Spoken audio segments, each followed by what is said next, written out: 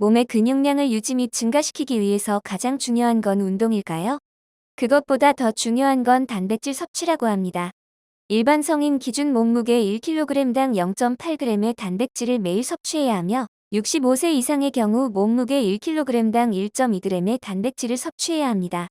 이 양이 어느 정도인지 감이 오실까요? 대략 평균적으로 계란 1개에 함유된 단백질의 양은 크기에 따라 포지에서 6g 정도가 됩니다. 지금 이 영상을 보시는 분들께서는 자신의 나이에 따라 몸무게의 0.8 혹은 1.1을 곱하셔서 하루에 필요한 단백질 양을 계산해 보세요. 그리고 계란 1개의 단백질 함량을 고려하시면 나의 식단에서 단백질 음식을 어떻게 구성해야 할지 고민해 보실 수가 있습니다. 몸무게 기준으로 하기 때문에 하루에 필요한 단백질의 양은 개개인마다 다릅니다. 예를 들어 55kg의 여성의 경우 하루에 필요한 단백질의 양은 약 44g 정도가 됩니다. 계란 1개에는 약 포지에서 6g의 단백질이 들어있기 때문에 단백질 함량이 적은 계란의 경우에는 매일 11개 정도를 섭취해야 하는 단순한 계산이 나오게 됩니다. 물론 노른자의 콜레스테롤을 고려해야 하기 때문에 그렇게 섭취하는 것은 옳지 않습니다. 그리고 단백질 섭취로 애용되는 닭가슴살 기준으로 본다면 평균적으로 닭가슴살 100g에 함유된 단백질의 함량은 20g에서 많게는 30g 정도 볼 수 있습니다. 하루에 닭가슴살 1개, 계란 1개 정도를 섭취한다면 일일 권장 섭취량에 상당히 근접한 단백질 섭취를 하게 됩니다. 하지만 방금 말씀드렸듯이 일일 단백질을 섭취하기 위해 계란을 10개, 11개씩 섭취할 수는 없습니다. 우리가 고려해야 할 것은 단백질 섭취를 늘린다고 포화지방이나 콜레스테롤 등의 섭취를 늘려서는 안 되는 것입니다. 그렇기에 식탁 위의 음식을 어떻게 구성해야 하는지에 대해 생각해보는 시간을 가져보도록 하겠습니다. 우선 식물성 단백질과 동물성 단백질, 육류, 어류 등을 고루 이용하는 것이 좋습니다. 무엇보다 단백질을 매일매일 일정량 섭취해야 하기 때문에 꾸준하게 섭취할 수 있는 음식군이 좋겠습니다. 그러면 약 8g의 단백질 함량이 들어있는 음식군들을 나열해 보겠습니다. 음식의 무게에 따라 단백질 함량이 8g 정도 들어가 있는 기준입니다. 우선 고등어 50g에는 단백질 8g 정도가 들어있습니다. 그리고 멸치 15g, 두부 80g, 오징어 50g, 소등심 40g, 앞다리살 40g, 닭가슴살 50g, 계란 1.5개입니다. 물론 재료의 상태나 밀도에 따라 단백질 함량은 다소 차이가 발생할 수 있지만 우리가 일상생활 속에서 단백질 섭취를 용이하게 할 수 있는 음식들입니다. 지금 이 영상을 보시는 시청자분들께선 하루의 단백질 섭취를 어떻게 해소하고 계실까요? 위에 해당하는 음식들을 평소 꾸준하게 섭취하고 계셨을까요? 우리가 나이가 들며 가장 조심해야 할 것 중 하나가 바로 근육 감소증입니다. 근감소증은 단순히 근육이 적어지는 자연적인 노화 현상으로 보는 것이 아닌 노후 삶의 질을 결정짓는 중요한 건강 요소입니다. 근육이 감소하게 되면 골밀도에도 영향을 줄 수 있고 운동량이 감소하고 이로 인해 노화 부상이 쉽게 발생하고 회복도 어려워지는 악순환이 발생할 수 있습니다. 나이가 들며 근감소증을 해소하기 위해 운동으로 근육을 증가시키는 분들도 많이 계시지만 개인의 건강 상태에 따라 근육을 쉽게 늘리기도 어렵고 근육을 증가시키려다가 오히려 인대나 연골 등의 부상을 입고 건강이 악화되는 현상이 발생하는 경우도 생길 수가 있습니다. 그렇다 보니 가장 안전하게 추천되는 것이 충분한 단백질 양을 함유한 식단을 유지해주고 올바른 걷기 운동을 생활화하는 것이 노화되는 몸에는 가장 추천이 되고 있습니다. 간헐적 단식, 소식 등이 건강을 위해 강조되고 있습니다. 하지만 이러한 식단을 도전하더라도 반드시 균형 잡힌 영양 공급이 함께 이루어져야 합니다. 오랜 시간 공복을 유지하거나 충분한 영양분이 공급되지 않으면 우리 몸은 에너지원을 단백질에서 끌어다 쓰게 됩니다. 60대 이상의 분들께서는 함부로 간헐적 단식, 식사량을 확연히 줄이는 소식 등을 도전하실 때 반드시 개인의 활동량, 근육량 등을 고려하신 후 도전하시기 바라겠습니다.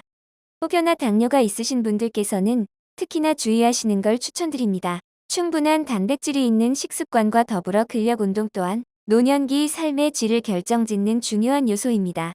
우리가 근육 운동을 하게 되면 여러 가지 좋은 호르몬들이 나오게 되는데요. 마이오카인이라는 물질이 있습니다. 이 성분은 인슐린 효과를 증가시키며 지방세포를 줄여 비만을 예방하고 치료하는 데도 도움을 줍니다. 거기에 뇌세포에도 좋은 영향을 줍니다. 마이오카인에 대한 연구는 현재도 활발히 진행 중이며 마법의 호르몬이라고 불릴 정도로 그 효능은 대단하다고 합니다. 오직 근력 운동을 통해서 활발해지는 호르몬 성분인 만큼 꾸준한 운동이 무엇보다 중요하겠습니다. 최근 단백질과 더불어 강조되는 또 하나의 영양소가 있습니다. 대부분의 현대인들은 이 영양소가 결핍된 상태라고 하는데요. 그것은 바로 비타민 D입니다. 햇빛을 통해 섭취되는 영양소라고도 알려진 비타민 D는 우리 몸에서 자가적으로 생성할 수가 없기 때문에 반드시 햇빛이나 음식을 통해 섭취하여야 하는, 어찌 보면 계속 의도적으로 공급해줘야 하는 영양소입니다. 최근에는 단백질만큼이나 이 비타민 D 영양소에 대한 중요성이 강조되고 있는 추세입니다. 그 이유는 우리 근육에 비타민 D의 수용체가 있는데 단백질을 합성하는데 아주 중요한 역할을 하는 것이 알려졌기 때문입니다. 햇빛을 통해서 섭취된다고도 알려진 비타민 D는 사실은 그것만으로는 부족할 가능성이 매우 높습니다. 비타민 D를 포함하고 있는 식품들로 섭취하는 것이 가장 좋으며 영양제를 통해서 손쉽게 섭취하기도 합니다. 비타민 D는 버섯류에 특히나 함량이 높으며 이외에 고등어, 연어, 계란 등에 풍부합니다.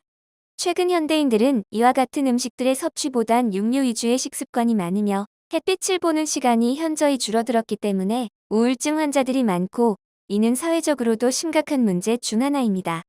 비타민 D는 단백질을 합성하는 데 주요한 역할을 할 뿐 아니라 면역 체계를 담당하고 고련화증, 피부 건강, 치매, 암 등 현대인들이 두려워하는 질병들 대부분 연관이 있기 때문에 무엇보다 반드시 섭취되어야 하는 영양 성분입니다. 이렇게 중요한 영양소이지만 비타민 D도 과할 경우에는 부작용 증상이 나타날 수 있습니다.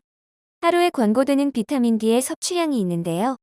보통 성인의 경우에는 600에서 800 IU입니다. 비타민 D 결핍 증상이 있는 분들께는 이보다 더 높은 양이 권고되곤 하지만 이 부분은 검사를 통해 알아보시는 게 좋겠습니다. 자신에게 필요한 하루 권장량보다 더 많은 비타민 D를 섭취하게 되었을 때 혈액 속의 칼슘 농도가 증가하게 되어 식욕 감퇴나 설사, 메스꺼움, 피로, 근육통 등과 같은 부작용들이 나타날 수가 있습니다. 심각한 부작용이 나타나지는 않지만 한 번에 비타민 D 섭취를 과도하게 하거나 주사를 통해서 과도한 양이 주입될 경우 이와 같은 증상이 나타날 수 있습니다. 사람의 몸은 모두가 다르고 건강 상태 또한 모두가 다릅니다. 그렇기 때문에 나에게 필요로 되는 영양소, 섭취량, 운동량, 방법 등 다양한 것들 공부하고 맞춰가는 시간이 필요합니다.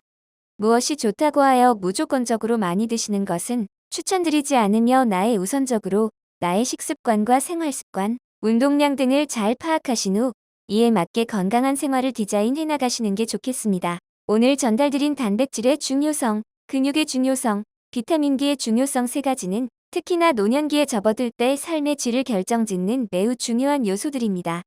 젊은 시절부터 꾸준하게 운동을 해왔다면 좋겠지만 그렇지 않더라도 나에게 맞는 적절한 운동법을 통해 근육량을 증진시킬 수 있고, 특히나 식탁의 메뉴들만 바꾸시고 한두 달만 유지하시더라도 일상의 에너지가 바뀌는 걸 체감하실 수 있을 겁니다. 오늘 전달드린 건강 정보를 바탕으로 더욱 건강한 식탁과 일상을 꾸미시는 데 도움되시길 바라겠습니다. 구독과 좋아요를 눌러주시면 채널 유지에 큰 힘이 됩니다. 언제나 좋은 양질의 건강 정보를 전달드리겠습니다. 감사합니다.